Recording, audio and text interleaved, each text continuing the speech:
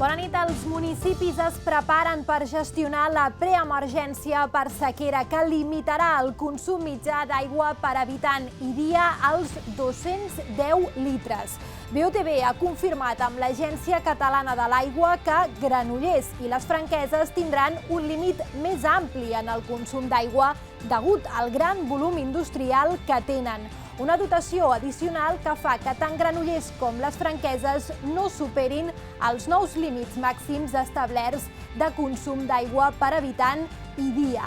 A més, en aquest Infovallès els explicarem què podem fer des de casa com a consumidors per ser encara més responsables amb l'aigua. Amb aquest titular comencem, però en tenim més.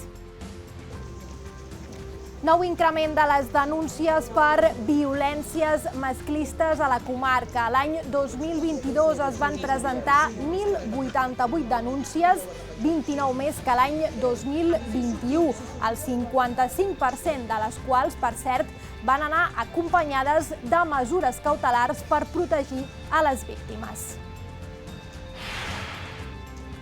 Arrenca el Fantàstic, el Festival de Cinema de Terror i Fantàstic de Granollers. 6 dies de projeccions al cinema Edison amb títols tan destacats com Robot Dreams de Pablo Berger. Una oportunitat única per veure, abans que ningú, nous projectes de cinema de terror i fantàstic en versió original i subtitulats.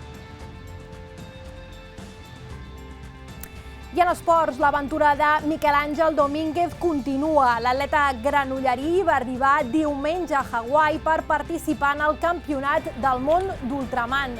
Una arribada amb un contratemps, ja que la seva bicicleta no va arribar a l'hora i no ha estat fins aquest dimarts que Domínguez ha pogut recuperar-la. Amb ella a la illa, el de Granollers es prepara pel tret de sortida de divendres.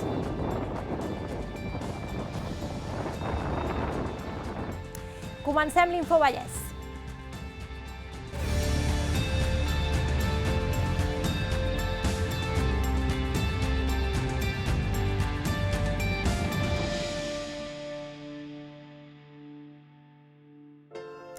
Bona part dels municipis de la comarca passaran la setmana vinent a la fase de preemergència per sequera.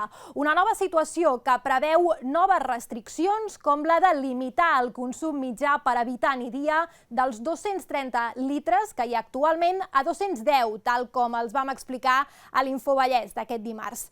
Els municipis de Granollers i les Franqueses del Vallès, però, tindran una dotació addicional d'aigua que superarà aquesta xifra.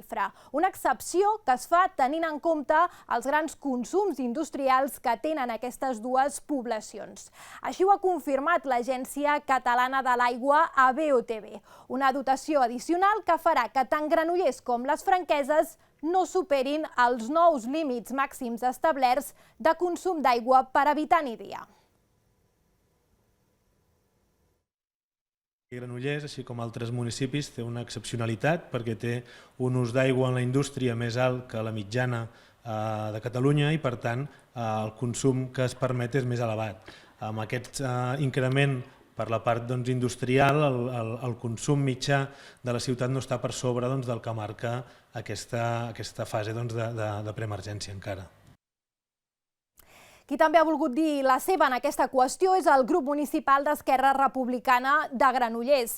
La seva portaveu, Núria Mainou, ha demanat a l'equip de govern més acció, per exemple, pel que fa al manteniment de la xarxa de subministrament d'aigua per evitar fuites. Els republicans també han demanat que s'apliquin mesures de reaprofitament d'aigua i inversions en recollida d'aigües pluvials.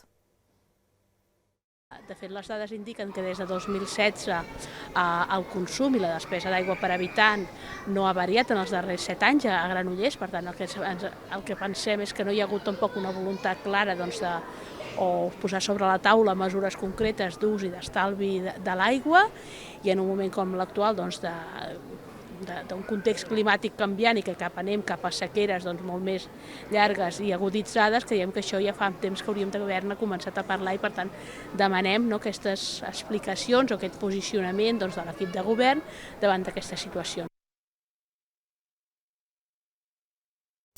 Hi ha municipis de la comarca com Bigues i Riells del Fai que a dia d'avui sí que consumeixen més aigua del límit permès. De fet, en aquest cas concret, això passa des de l'estiu.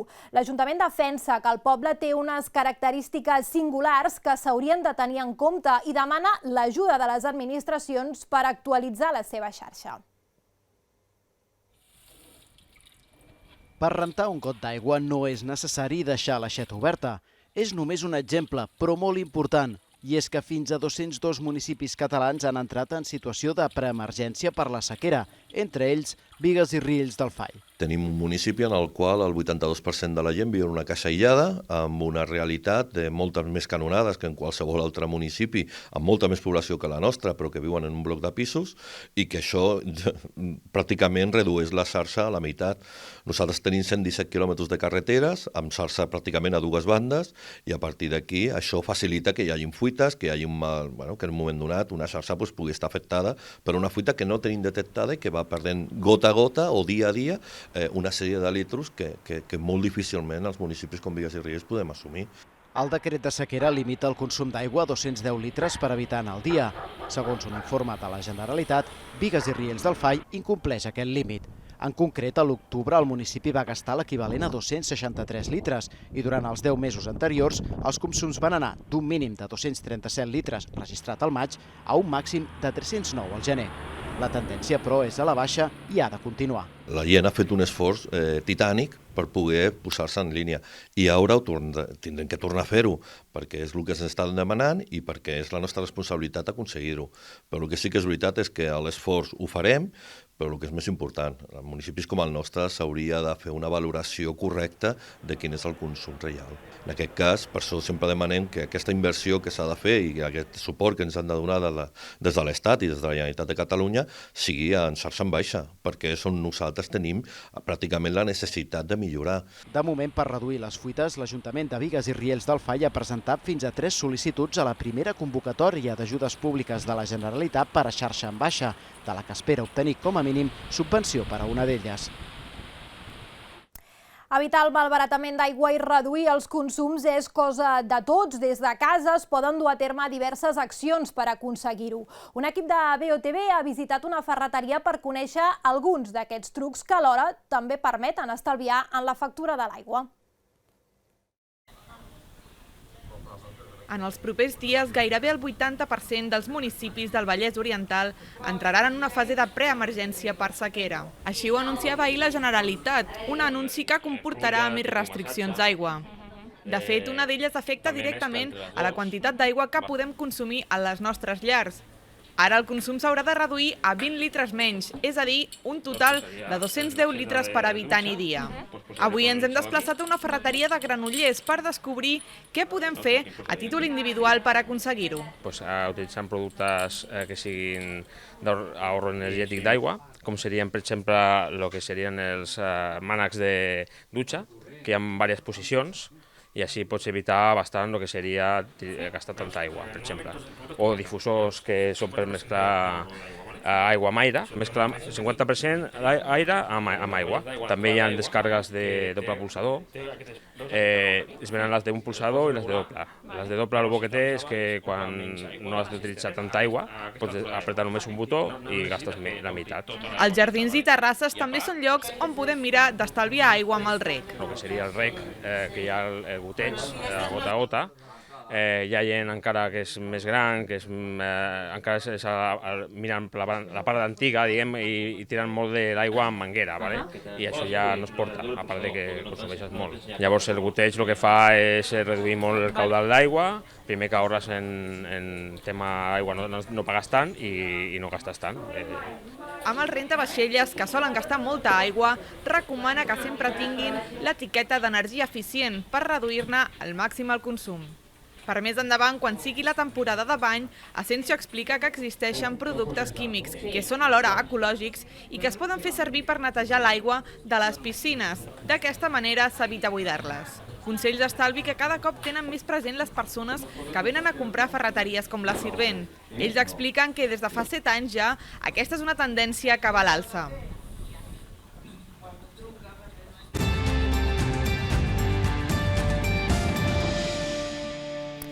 Nou increment de les denúncies per violències masclistes a la comarca. L'any 2022 es van presentar 1.088 denúncies als partits judicials de Granollers i Mollet, 29 més que l'any 2021.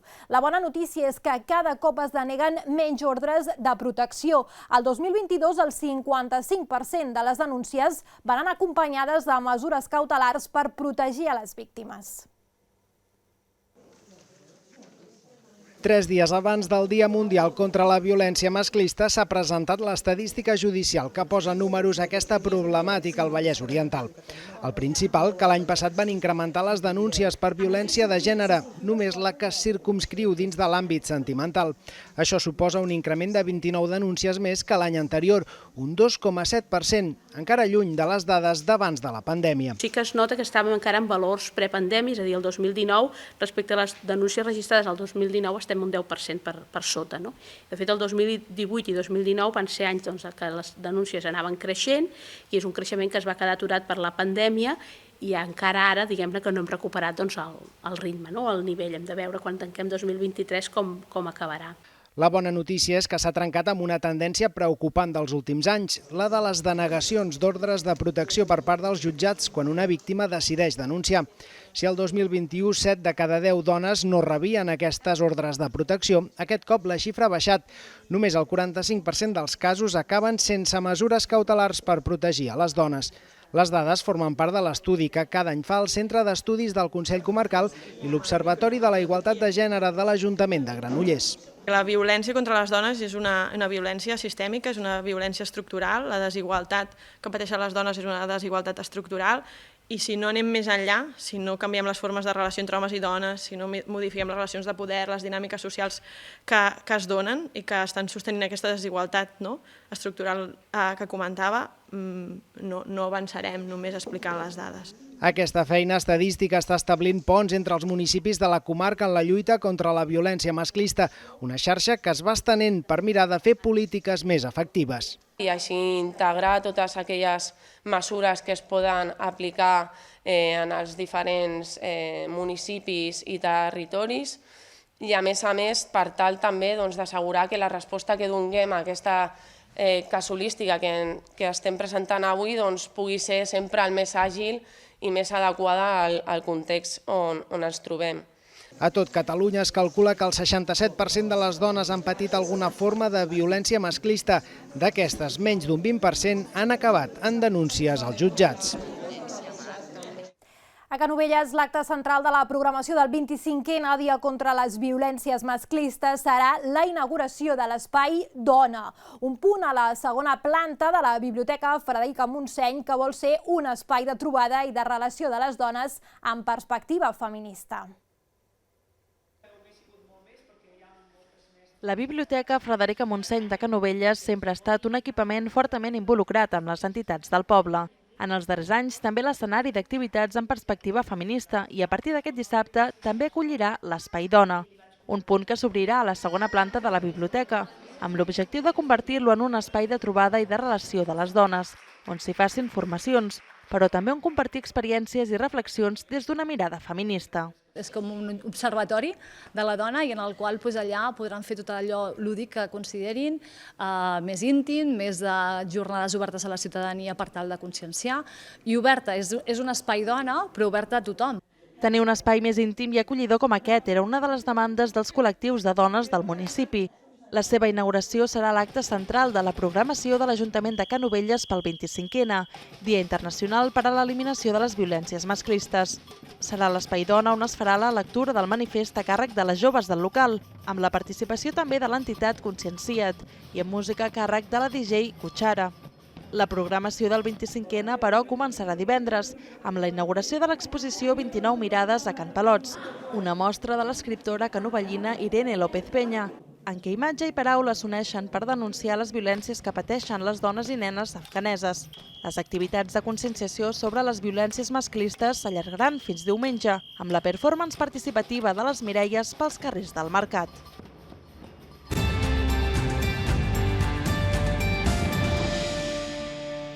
Canovelles celebrava aquest diumenge el Dia de la Infància i ho feia amb la participació dels nens i nenes que formen part del Consell d'Infants. Un consell que aquest dimarts s'ha constituït oficialment amb un acte a Can Palots. Aquest any amb un encàrrec específic del govern municipal, proposar idees per fer de Canovelles un poble sostenible i inclusiu. Són els nous consellers i conselleres del Consell d'Infants de Canovelles. L'òrgan de participació i representació infantil per a aquest curs s'ha constituït aquest dimarts a Can Palots, amb un encàrrec clar: treballar per fer de Canovelles un poble sostenible i inclusiu. Demanarem que treballin a través dels objectius del desenvolupament sostenible l'11, el 12 i el 13 per ajudar-nos a fomentar el civisme, la sostenibilitat i el reciclatge. El Consell d'Infants de Canovelles està format per 16 representants de 5è i 6è de les escoles de primària del municipi. Es reuniran de manera periòdica per treballar en l'encàrrec rebut per part del govern municipal, així com en altres temes que proposin els mateixos infants. Dient-li propostes al Consell d'Infants perquè consulti amb l'alcalde i que vegi si està d'acord o no. Farem que Canovelles sigui molt més millor. Serà el juny en la jornada de Cloenda, quan el Consell d'Infants presentarà les conclusions i les propostes treballades. Durant l'acte de constitució també s'han acomiadat els consellers i conselleres que enguany ja fan primer d'ESO i que, per tant, ja no formaran part del Consell. Per nosaltres ha sigut una experiència molt divertida i hem après moltes coses de convivència i de l'Ajuntament. També hem fet amics aquí, que ara tenim a l'institut. Els infants també tenim veu i podem millorar el poble sense que hagin d'estar els adults implicats. El Consell d'Infants de Canovelles té per objectius promoure la participació dels infants, afavorir la convivència i la formació de persones compromeses, a més de treballar hàbits i actituds dialogants i facilitar l'aprenentatge dels mecanismes de representació i participació democràtica. Tots sabem què vol dir fer safareig. Qui més qui menys ho practica cada dia perquè som xafarders de mena. Però no fa tants anys fer safareig era anar a rentar la roba a mà. Un costum que la rentadora va enviar a la paperera de la història. Amb excepcions com Caldes de Montbui, on encara hi ha persones que renten la roba com abans. El nostre company Pere Puig ha explicat el cas d'una d'elles al programa Via 15. Bona tarda. Sí, en ple segle XXI encara és possible fer safareig i no ens referim a quedar amb els amics o anar a establiments com aquest on ens trobem. Ens referim a fer safareig de tota la vida, anar a un lloc públic a rentar la roba a mà. És el que fa la nostra protagonista d'avui, la Maria Cruz Marín. És una veïna de Caldes de Montbui, de 72 anys, que va arribar al poble l'any 1983 i que des d'aleshores, per tant, des de fa 40 anys, ha anat cada matí a rentar la roba a mà. Ella ho fa en l'actualitat en el safareig de la Portalera, un lloc on ho pot fer de manera molt còmoda, perquè aquest indret es va reformar l'any 2009. Per què ho fa? Ella té rentadora, ja us avisem, però segueix anant a rentar la roba a mà. Entre les diferents raons, doncs, per exemple, que l'aigua amb la que renta és aigua termal, surt a uns 50 graus i, de fet, hi ha un petit safareig annexe on encara és una mica més elevada la temperatura, 62, que es fa servir per esbandir la roba. A més, es diu que l'aigua termal deixa la roba més neta, més blanca i més suau. Però per la Maria Cruz, aquestes no són pas les úniques raons. És que és una cosa molt pràctica i rentem la roba de color, la blanca, de tots els colors i no es mescla els colors. I ara, tal com està l'aigua, que no plou, doncs encara més bé m'hi va. Després soc una senyora que ja tinc 72 anys i jo no tinc paga i almenys si m'estalvio unes quantes rentadores, la llum i l'aigua, doncs me va molt bé també. Ho faig per ecologia, ecològic i per tot. Aquest matí hem trobat rentant la roba sola a la Maria Cruz, però ja no és pas l'única que fa servir aquestes instal·lacions. També hi van moltes altres veïnes, amigues seves, companyes, com són la Carme, la Dolors, la Loreto, i fins i tot ens han explicat que no fa pas gaires anys fins i tot arribàvem persones d'altres municipis veïns expressament a venir a rentar la roba aquí, de municipis com Sentmenat o Palau-solità i Plegamans. L'avantatge de ser poquetes, perquè clar, si ho comparem en el passat, quan era massiu, era difícil fer-se un lloc, havien de fer cues, doncs bé, ara no ho han de fer, i molt important, resulta que no és el mateix on et poses a l'hora de rentar la roba, perquè no renta igual a una punta que a una altra del safareig. Ella ens ho explica. Aquí hi havia senyores que teníamos que esperar per poder-nos posar donde nosaltres volem, perquè és que l'aigua bruta baixa avall, i allà avall ningú se volia posar. I aleshores nosaltres tothom buscàvem aquí dalt, i quan se marxava una senyora hi havia dos que s'esperaven. A veure, que si eren robes de mopes de terra o sabatilla i coses d'aquesta, està més bé que se renti allà avall. Però que són roba més delicada, doncs veníem aquí dalt i no teníem que esperar. El safareig públic de la Portalera és un dels punts d'interès turístics de Caldes de Montbui. Està declarat, de fet, bé cultural d'interès local i és habitual veure-hi tant turistes com a escolars que van aprendre la història d'aquest indret. Un lloc on dones com la Maria Cruz anaven a rentar, un costum que fins a la dècada dels 70 havia imparat, que després va anar a la baixa, però que no ha desaparegut del tot. Així que, si voleu, esteu convidats tots i totes a fer safareig un dia amb la Maria Cruz a Caldes de Montbui. Aquest dimarts s'ha inaugurat la 12a edició del Festival Fantàstic, una proposta d'oci cinematogràfic amb una programació de 6 dies que inclou pel·lícules, curtmetratges i activitats paral·leles gratuïtes. Una oportunitat única per veure, abans que ningú, nous projectes de cinema de terror i fantàstic en versió original i subtitulats. Amb aquesta cercavila a càrrec del Drac de Granollers s'ha iniciat la inauguració del Festival Fantàstic, una proposta d'oci cinematogràfic que enguany celebra la 12a edició i ho fa casant la part més tradicional fantàstica de la cultura catalana amb la part més fantàstica del mateix festival. Precisament per aquesta raó ha comptat amb aquesta figura del bestiari popular granollerí per donar la benvinguda al festival. El Festival de Cinema de Terror i Fantàstic disposa d'una programació de 6 dies que inclou pel·lícules, curtmetratges i activitats paral·leles gratuïtes. Tenim activitats familiars, tenim cinema per tots els públics també, és a dir, crec que hem intentat fer un festival més inclusiu a la ciutat, amb més presència no només a l'Edison sinó a l'Anònims, a la llibreria La Gralla i a la Porxada i a la plaça de l'Església. Creiem que era una forma d'expandir-nos i de fer partíceps a la gent que passi pel carrer d'aquesta festa fantàstica que és el nostre festival. I res, animar-los a venir, tenen fins diumenge, crec que tenen 8 pel·lícules, 21 curts i moltes coses per veure. Un cop finalitzada la inauguració institucional, la primera proposta del Festival Fantàstic ha estat la projecció del film nord-americà Cryptozoa, una pel·lícula dramàtica d'animació per adults de l'any 2021. La resta de pel·lícules i curtmetratges del festival són preestrenes, una oportunitat única per veure abans que ningú nous projectes de cinema de terror i fantàstic en versió original i subtitulats. Tenim el divendres i el dissabte tenim blocs de curs, el dijous també tenim més curs, les pel·lícules que acompanyen els blocs de curs són totes molt interessants, tenim terror, tenim ciència-ficció, al cap de setmana tenim 2 pel·lícules infantils a les 12, tant dissabte com diumenge, pel·lícules que han guanyat premis arreu també, que convidem a que vinguin els més menuts amb els pares, avis, tiets o qui vulgui a acompanyar-los d'aquesta experiència fantàstica. Tota la informació, programació i els horaris de la 12a edició del Festival Fantàstic es poden consultar a la pàgina web cinemaedison.cat. I la Roca del Vallès es prepara per viure un cap de setmana ple d'activitats amb la Festa Major d'hivern de Sant Sadurní i la Fira de la Col.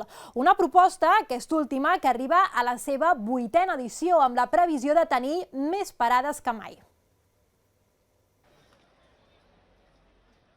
Una 70ena de parades ompliran aquest diumenge la Fira de la Col. És la xifra més elevada de participació durant els 8 anys que fa ja que la Roca celebra aquesta activitat. L'edició d'enguany arriba amb la incorporació d'un espai gastronòmic a la plaça de Can Torrents com a gran novetat. Es manté la mostra d'arts i oficis, el quart mercat de quilòmetre zero que s'ubicarà al carrer Espronceda i l'espai dedicat al passat prehistòric de la Roca a la plaça de l'Era. Cada any va millorant i al final jo crec que això és com tot.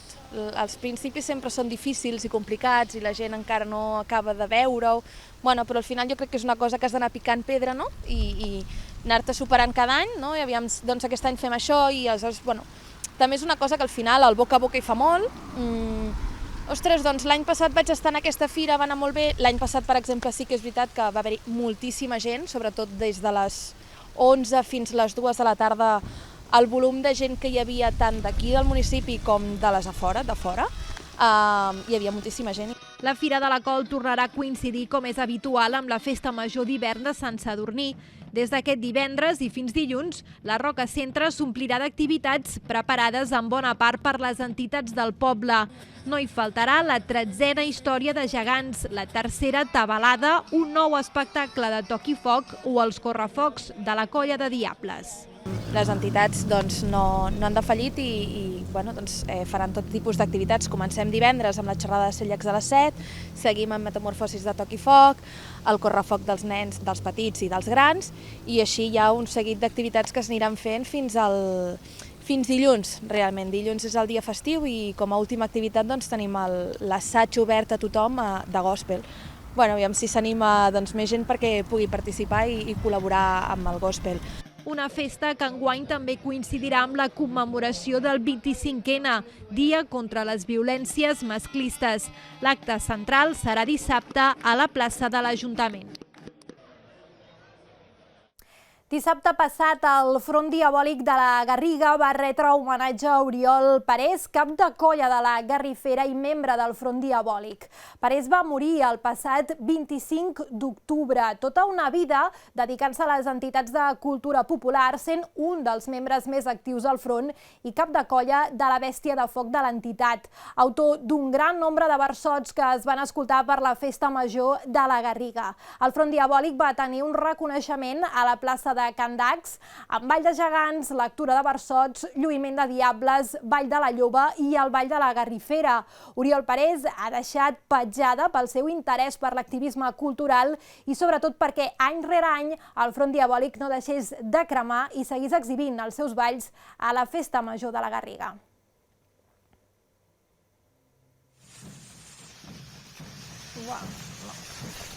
No sé jo si...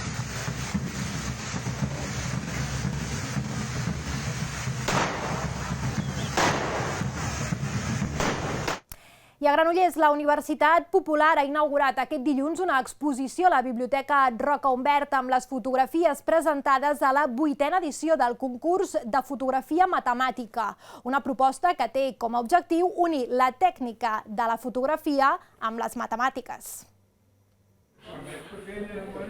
Trobar la matemàtica en els objectes del dia a dia. Aquesta és la proposta que la Universitat Popular de Granollers fa des del 2015 i aquesta setmana s'ha fet la inauguració del concurs. La realitat té una estructura matemàtica, tota realitat té una estructura matemàtica. Llavors és captar algun aspecte d'aquesta estructura que faci gràcia i una de les coses que es valora no tant la qualitat fotogràfica, que també, sinó el que es valora és l'ingeni, la ingeniositat, la creativitat que tingui el fotògraf per relacionar una figura, un objecte, una planta, un núvol, el que sigui, amb una estructura matemàtica. Aquesta cita fotogràfica vol també alarmar sobre l'estat de les matemàtiques a les aules, perquè amb els resultats de les últimes proves de competències bàsiques, entre els cursos de sisè de primària i quart d'ESO, es va detectar un clar descens del nivell matemàtic en comparació amb anys anteriors.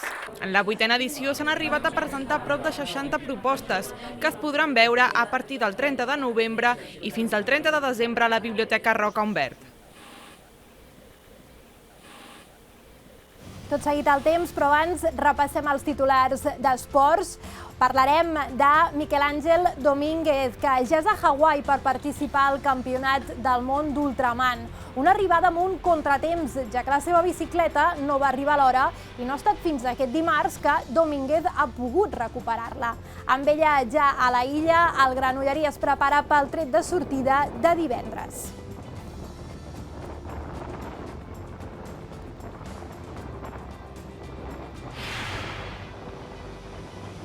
També us explicarem que el Club Bàsquet La Garriga està d'aniversari. El club garriguenc celebra enguany 50 anys de vida i aquest divendres ha donat el tret de sortida a aquest aniversari amb una exposició fotogràfica a la Sala d'Art i Exposicions Andreu de Messon.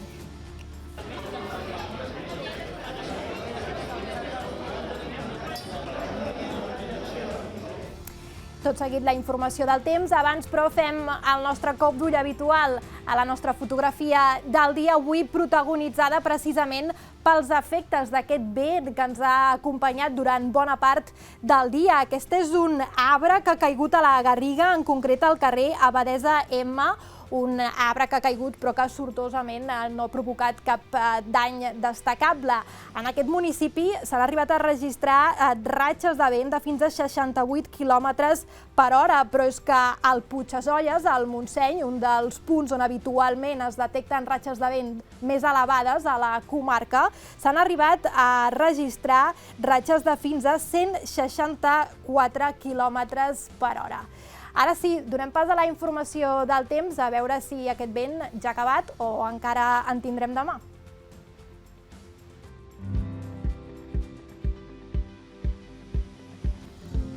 Avui estem respirant una qualitat de l'aire immillorable a Catalunya, i és que l'atmosfera està gairebé lliure d'impureses.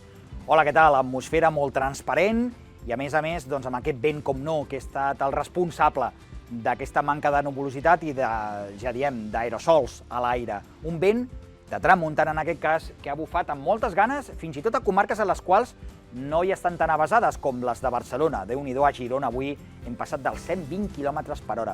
I una altra de les conseqüències d'aquesta ventada és que la mar està molt esvalotada, sobretot ja mar endins. Mireu aquestes imatges, per exemple, que ens envia en Sergi des de l'Escala, amb aquest mar força encès i aquesta tramuntana que en aquest cas ha passat dels 90 km/h.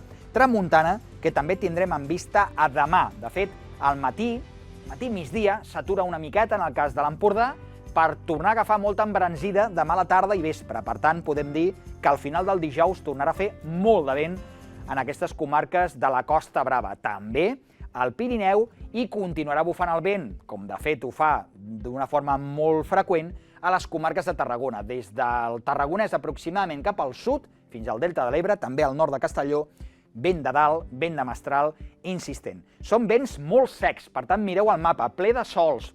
Serà una jornada molt neta una altra vegada. S'acaben les nevades del Pirineu.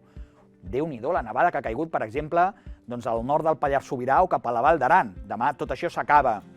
I simplement al matí tindrem alguna boira entre la Noguera, al sud de l'Alt Urgell, cap al Solsonès, la Segarra, el que es diu l'altiplà central.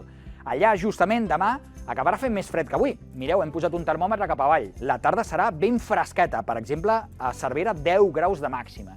I, en canvi, a Girona el que farà és pujar la temperatura. Tindrem aquesta tramuntana que demà arribarà més calenta que no pas avui. Per exemple, a Girona capital, demà 20 graus de màxima, 15 n'hi haurà a Lleida, per exemple, 19 a Tarragona, 18 graus a Barcelona, per tant la tarda agradable. I en vista el divendres i el dissabte, 2 dies en els que tampoc ha de ploure, sí que hi haurà més humitat, sobretot el dissabte, més boira a l'interior del país, núvols enganxats a la costa, i el divendres a destacar que continuarà fent vent, especialment a l'Empordà i també a les comarques de Tarragona. Temperatura que, com podeu comprovar, puja un palet el divendres, baixa el dissabte, per tant, temps d'altibaixos, de tardor i de refredats. Que vagi molt bé!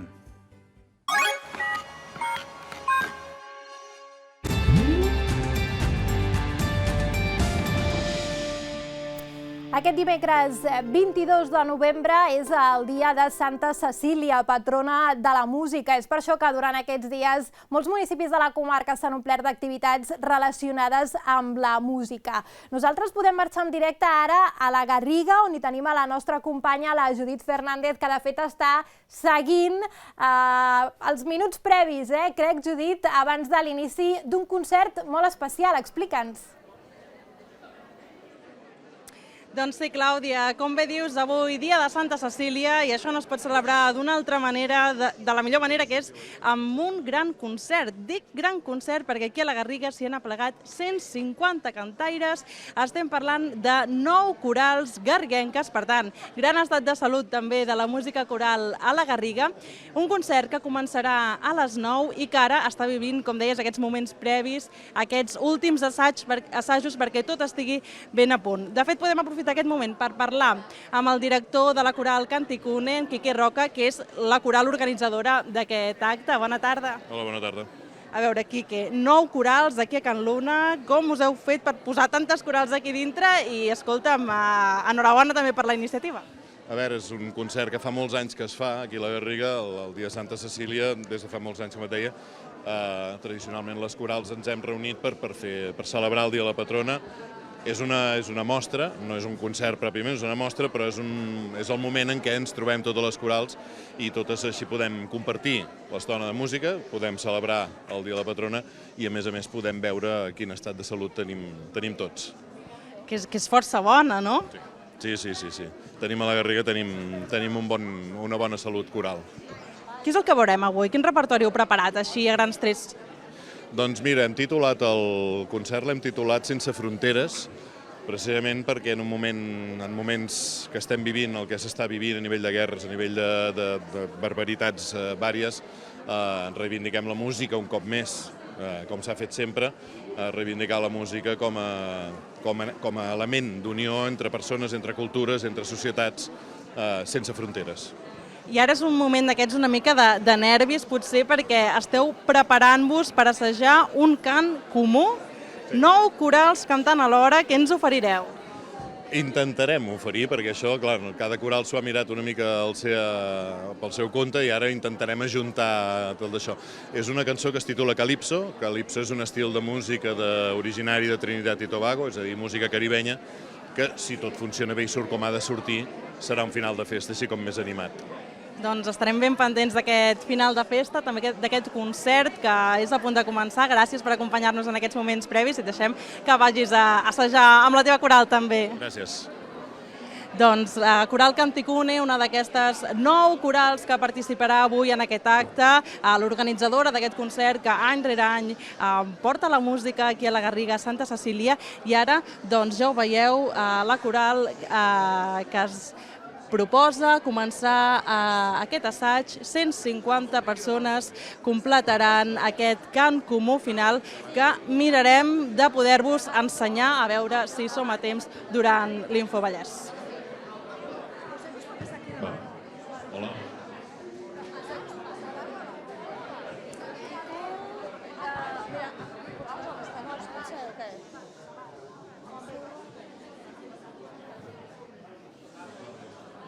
Estem fora.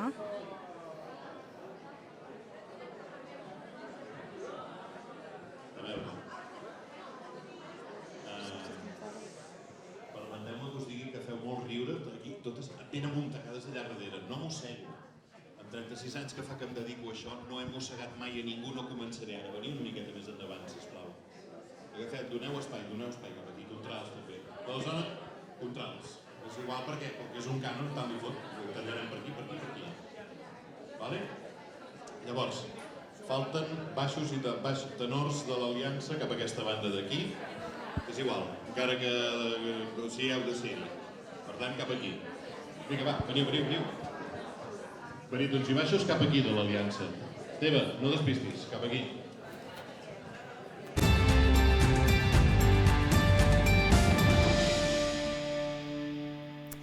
Doncs marxem de la Garriga, però abans de la informació esportiva anem en directe a les Franqueses del Vallès, al Teatre Auditori de Bellavista, on el nostre company Miqui Güell està seguint la projecció del documental Creant oportunitats de l'Associació Esportiva Ramassà. Miqui, explica'ns.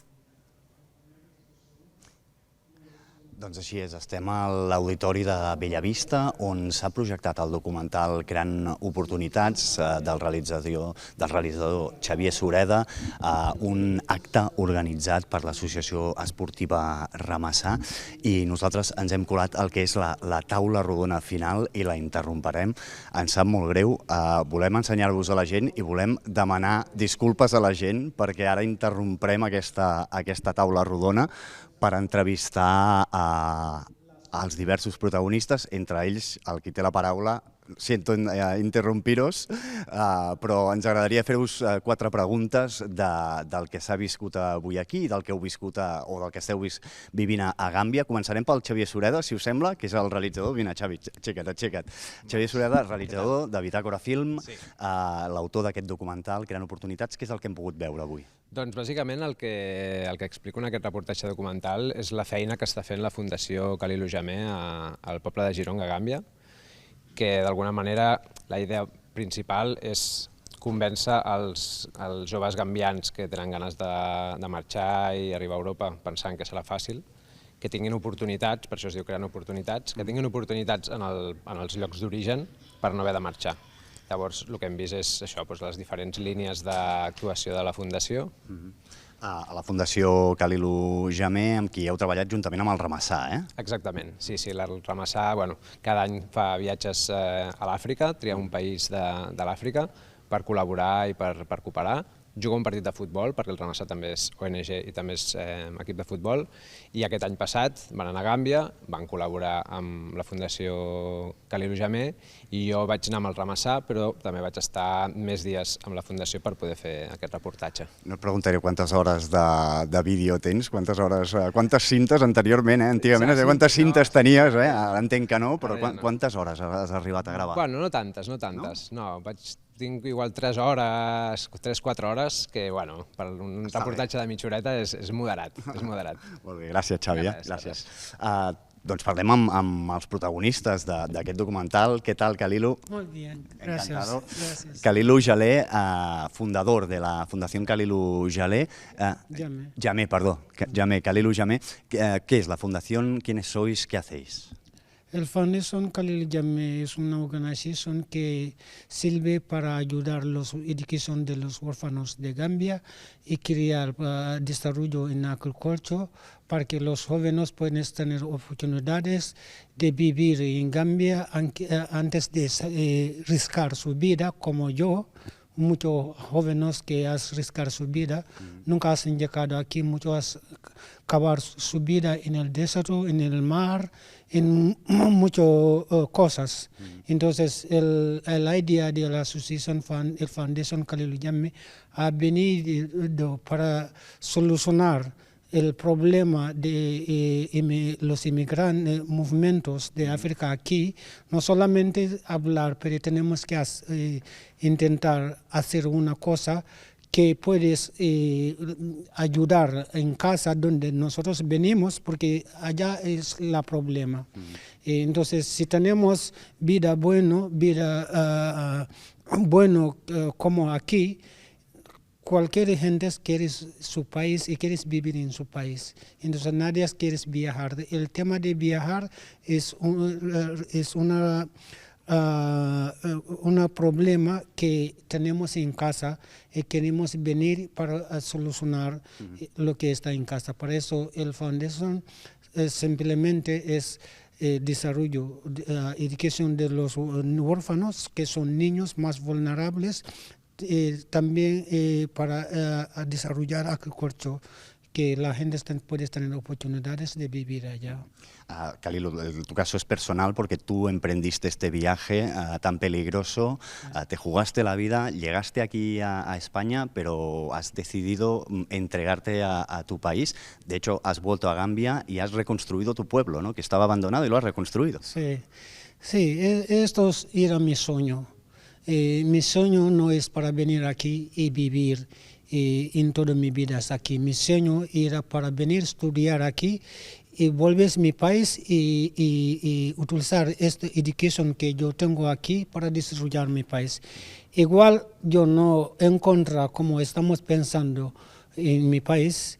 Allá como aquí es un paraíso, al cabo de llegar lo ves diferente, que no es un paraíso, es una cosa muy difícil, un mundo también muy difícil para nosotros para vivir aquí.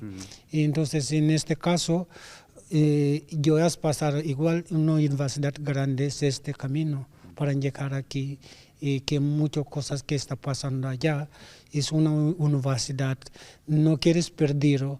La oportunidad es de escribir un libro que se llama El viaje de Khalilou, para que todo el mundo se sabe lo que está pasando.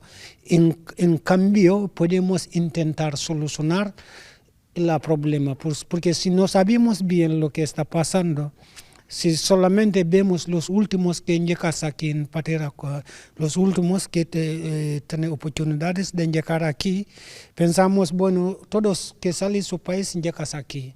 pero muchos, 75% de muchos que salen de su país nunca han llegado aquí por el tema de muchas cosas. Entonces, para esto me volver a mi país e intentar desarrollar el pueblo que está abandonado 37 años para que la vida puedes vivir y volver allá. Gracias a todos que me ayudas y ahora estamos llegando lejos de mi sueño. Pues muchas gracias, Khalilou. Muchísimas gracias a vosotros también. Gràcies, Khalilou. I deixem una última ràpida, superràpida, perquè no tenim massa temps, amb l'Armínia Nubiola, també, que és part d'aquest projecte de la Fundació Khalilou Jammeh. El Ramassar, important aquesta col·laboració, perquè ho veiem en el documental, han fet un pou, han aconseguit fer un pou per distribuir aigua. Explica'ns-ho tu. Sí, el pou ja estava fet i en canvi no hi havia la xarxa de distribució d'aigua. I gràcies al Ramassar i tota la gent que els està ajudant, durant el 2023 hem fet la xarxa de distribució d'aigua a tot el municipi i tots els horts de les dones i tot, i ara ja tothom té aigua a la porta de casa a les 24 hores del dia i ha sigut un canvi radical. Sí. Ensenyem el llibre, Us ensenyo el llibre d'en Khalilou, que el va editar el 2009, i ja portem 3.000 i pico de còpies vengudes, i és el primer africà que ha explicat la seva experiència en primera persona del seu viatge des de Gàmbia cap aquí. Gràcies, Armínia. Gràcies a vosaltres. Gràcies, us deixem que continueu. Gràcies també al Tinja Conté, que és també present avui aquí, president de Joves Africans de Catalunya, i gràcies sobretot a aquesta gent tan maca que ens ha fet costat. Gràcies, ja ho veieu. Gràcies, Miqui, per apropar-nos tot un exemple de la unió de l'esport i de la solidaritat i la cooperació. Gràcies, Miqui. I altres temes, ara us parlem de Miquel Àngel Domínguez, que es troba a les portes del seu primer campionat del món d'ultraman. El granollerí va arribar diumenge a Hawaii per participar en aquesta prestigiosa competició que el portarà a recórrer l'illa corrents, nedant i en bicicleta. Més de 500 quilòmetres enfrontant-se als millors del món d'aquesta especialitat. Miquel Àngel Domínguez afronta les darreres 48 hores prèvies al tret de sortida de l'Ultraman de Hawaii amb més tranquil·litat que les passades 48. I és que el granollerí va tenir una desagradable sorpresa només posar un peu a la illa, on prendrà part en el que es considera com el Campionat del món d'Ultraman aquest passat diumenge. La seva bicicleta, amb la que haurà de completar ni més ni menys que 421 quilòmetres, no havia arribat i tampoc trobava una resposta clara de quan arribaria. Hemos empezado de culo y nada, ahora antes de bajar del avión me han llamado y que la bicicleta no ha salido. Señor Miquel Ángel Domínguez. No sé si es que no ha salido de Barcelona o no ha salido de París, pero que no llega mañana.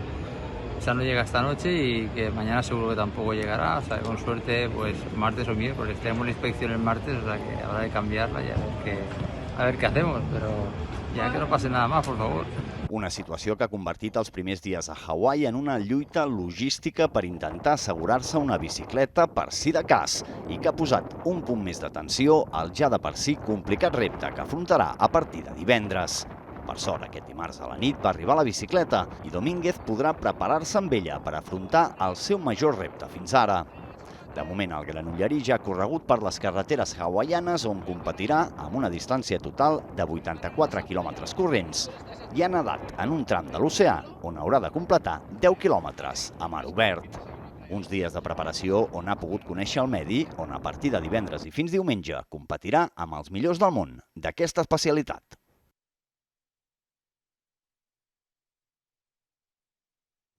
Aquest divendres es va donar el tret de sortida als actes de celebració del 50è aniversari del Club Bàsquet La Garriga, un tret de sortida que es va donar a la Sala d'Art i Exposicions Andreu de Maison, amb la inauguració de l'exposició fotogràfica La nostra història, el nostre futur. Aquest divendres es va donar el tret de sortida de les celebracions del 50è aniversari del Club Bàsquet La Garriga, amb la inauguració de l'exposició fotogràfica La nostra història, el nostre futur, a la Sala Municipal d'Art i Exposicions Andreu de Maison. Una exposició que revisita la història del club a través d'instantànies, material gràfic i testimonis d'aquest mig segle d'història. Posar en valor a tota la feina que s'ha fet durant aquests 50 anys mitjançant els documents que ho han fet, que són les fotografies, la documentació, i és una manera de retre homenatge a totes les persones, aquestes 1.500 persones que al llarg dels 50 anys puguin, a partir d'aquesta exposició, recuperar moments que van viure que potser quedaven a la memòria. L'exposició és història, es nota que aquí hi ha molta feina, jo soc molt conscient que el club i la Junta aquí han fet una feina de recopilació de història del club i efectivament el resultat ja el veieu, vull dir, fotografies, vivències, experiències, i allò que està la gent buscant-se es troba, no es reconeix, però és història. Igual que ha evolucionat el club de bàsquet, ha evolucionat la Garriga. Un recorregut per la vida del club bàsquet La Garriga que es divideix en 5 espais i on tots els que n'han format part en algun moment s'hi poden trobar. Tenim 5 plafons que expliquen, a partir de 5 testimonis de persones importants, una mica la vida del club. Tenim 4 plafons on hi ha les fotografies de tots els equips que hem pogut. Dels 450 n'hem recopilat uns 340 o així. Després tenim una part, de la part dalt de l'exposició, on hi ha exposades totes les samarretes i un projector on van passant vídeos i fotos. I després tenim un quart apartat on tenim el que és el campus de bàsquet, que és una activitat que des del club, des de l'any 90, portem a terme, per també retre homenatge a Joan Esteban, que és qui ho va iniciar i que després ho hem anat seguint des del club. I després a la part de l'entrada tenim una aplicació web on la gent de forma interactiva pot veure el seu historial, els equips, etc. Un club que va viure el seu millor moment esportiu als anys 2003 i 2006, amb el seu primer equip a Copa Catalunya, però que té el focus posat en els valors d'aquest esport i en la formació tant de jugadors com de persones.